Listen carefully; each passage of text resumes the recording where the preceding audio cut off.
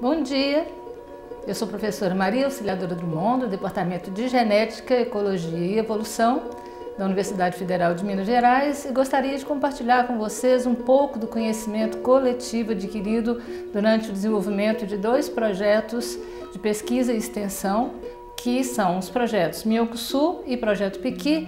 O projeto Miocusul, ele começou com a análise de um problema socioambiental muito grande existente na região central de Minas Gerais e ele teve seu início mesmo no ano de 2004, quando houve uma audiência pública com diferentes setores da sociedade convocada pelo Ministério Público do Estado de Minas Gerais para discutir o grande problema socioambiental existente na coleta e na comercialização dessa espécie de Miocusul, de minhoca gigante, que se chama Rhinodrilus alatus.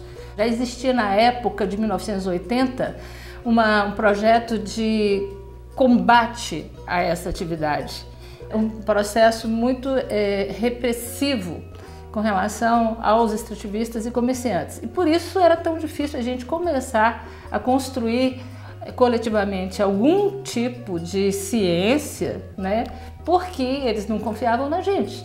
Então a gente era parte das pessoas que reprimiam aquelas atividades.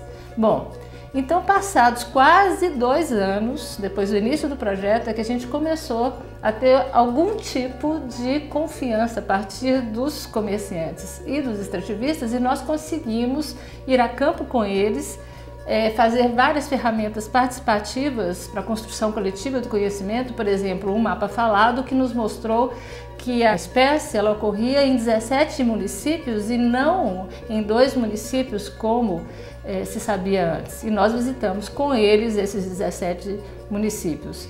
Também a gente não sabia quase nada do ciclo anual de vida da espécie. E a partir de um calendário sazonal a gente conseguiu construir com eles esse tipo de conhecimento e a gente viu que a espécie, na época das chuvas, ela se encontrava em reprodução e se alimentando, forrageando. E na época da seca, ela estava em estivação. Então isso tudo foram conhecimentos, foram coisas que eles foram nos contando e a gente foi vendo isso coletivamente em campo. Pelo som do sopro, a gente sabe se ela está lá, ou se é buraco de panela, ou se é o carreiro, ou se a panela está vazia. O som é diferente da panela vazia e da panela cheia. Essa seda aí é que elas colocam para proteger ela. Isso aqui é o último barro que ela compra e faz a tapagem. Isso é para a formiga não entrar, cupim não entrar lá dentro. A partir de toda essa nossa história conjunta, agora com muita relação de confiança, nós fizemos em 2006 uma oficina de planejamento participativo para a gente ver o que a gente poderia fazer tendo em vista esse conhecimento adquirido e tendo em vista uma nova avaliação do status de conservação da espécie. Por quê? Ela foi colocada na lista de espécies ameaçadas porque ela ocorria em 2 municípios e ela estava sobreexplorada. Mas a gente não sabia nada sobre a espécie. Então ela foi incluída nessas listas por um processo de precaução. Mas agora a gente já tinha conhecimento bastante para poder reavaliar o status de conservação da espécie.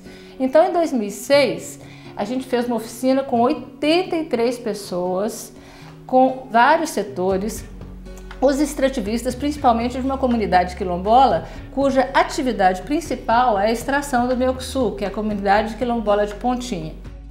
Tem poucas pessoas, poucos pais de famílias que talvez não criou a família no ramo de extração de Miocusul. Chegamos a um acordo em que não se apanharia o Miocusul na época de reprodução, que coincide com o período chuvoso. Os buracos que eles faziam para revolver a terra deveriam ser tampados e não se usaria fogo, porque eles usavam fogo antigamente, para facilitar a identificação de resíduos que identificavam onde é que o Miocusul estava no seu período de estivação. Dá para ver que ele tem, assim, é mais recente que aquela caguila. A gente começou a movimentar essa reavaliação do status de conservação dessa espécie de Miocusul. Em 2010, o Mioxu saiu da lista estadual e, posteriormente, a espécie também foi retirada da lista nacional. O plano de manejo que nós construímos junto com esses outros setores foi encaminhado pelo Ministério Público Estadual ao IBAMA e ao IEF. No início, teve uma adesão muito grande porque essas instituições participaram de toda a discussão, mas depois que as coisas vão caminhando e recentemente nós tivemos uma posição contrária do IBAMA ao manejo da espécie, sendo, portanto, a atividade ainda considerada caça segundo a legislação nacional.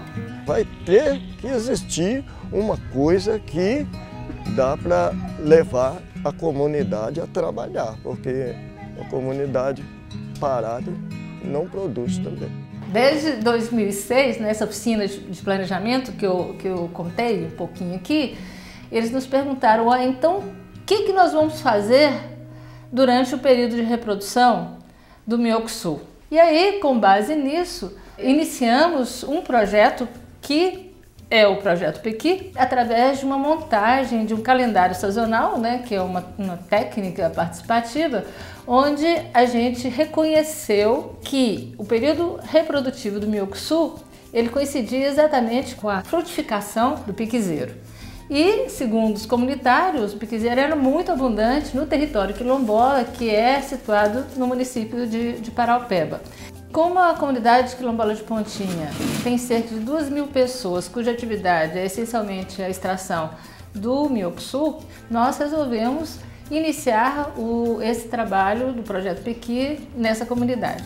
A gente precisava saber um monte de coisa. Primeiro, será que o pequi era abundante? Será que tinha mercado para absorver qualquer produto à base de pequi que fosse fabricado na comunidade? Então isso nos deu uma série de questões e todas as questões compuseram vários TCCs, né? E uma tese de doutorado que foi a tese da Lorena Lana Pinto. Com o auxílio da comunidade, a gente viu quais eram os usos que eles faziam do pequi na comunidade, então a gente descobriu que era um uso extremamente doméstico, eles não usavam para comercialização. Nós iniciamos esse trabalho com eles e depois, numa das reuniões, eles nos falaram assim, mas a gente quer produzir óleo artesanal, será que tem alguém que possa nos ajudar? E a gente descobriu que tinha uma senhora de uma comunidade ao lado, que é a Dona Nenzinha, que ela ensinou com a maior boa vontade do mundo à comunidade quilombola a produção de óleo de pequi. Então essa foi uma das primeiras atividades. Por isso que a gente tem que tirar ele de manhãzinha, quando o tempo está quente, porque se esperar o tempo esquentar, ele derrete tudo de novo, mistura com água. Não taiou ainda, esse aqui também já taiou, que lindo. Que maravilha, tão bonito, né?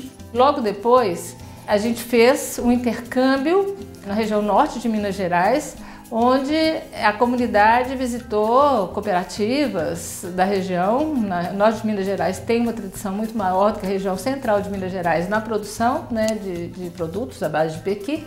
E eles voltaram muito animados dessa viagem e falaram assim, nós queremos produzir, nós queremos uma fábrica.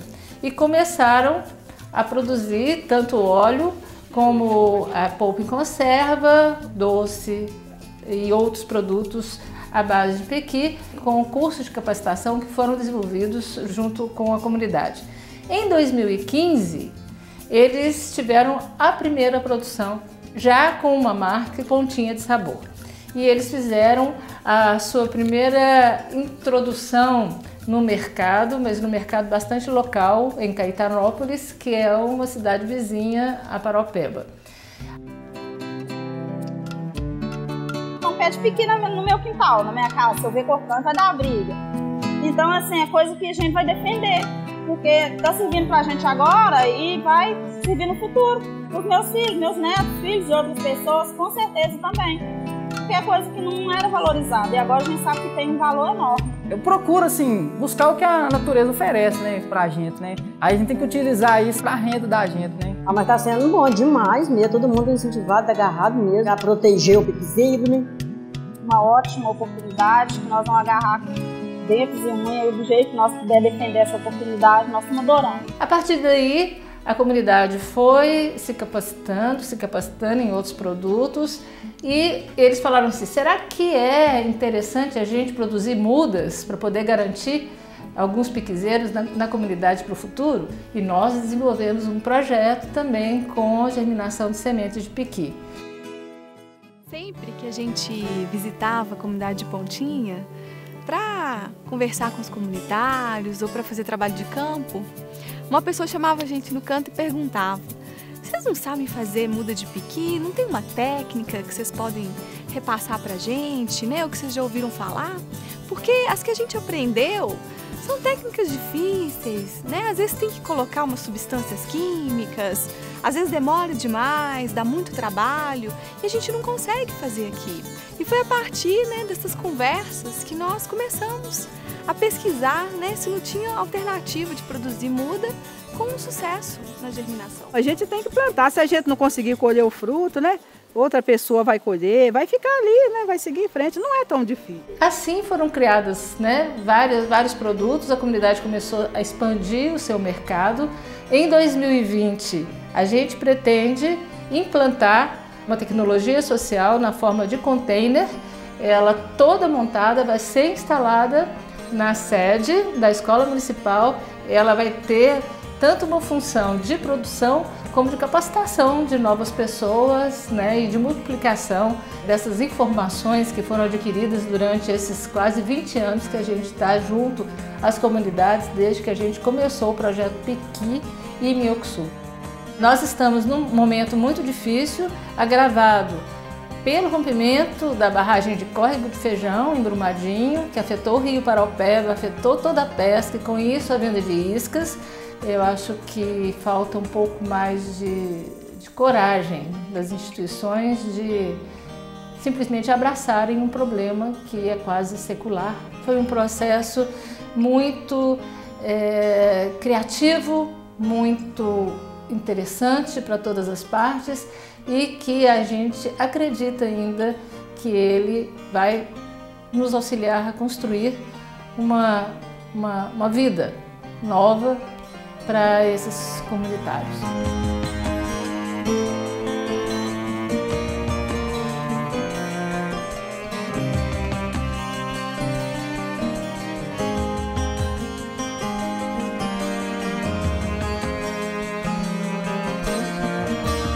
Salve a carne do sertão, salve o ouro do cerrado, louvo o povo em comunhão, ó piqui abençoado.